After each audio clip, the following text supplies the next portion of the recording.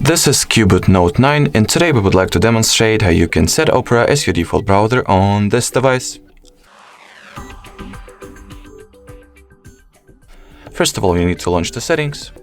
Next, enter the Apps and Notifications category, expand the advanced options, go for the default apps, browser app, and simply select Opera by tapping on it. And that will essentially mean that you have successfully set Opera as your default browser app.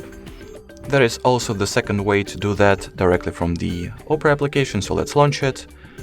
Here at the bottom right corner, tap on your avatar picture, then go for settings, scroll the page down for a little bit and go for the default browser section, click on next, select Opera and choose to set it as default browser. Alrighty, so that would be it for this video. Thank you so much for watching and bye bye.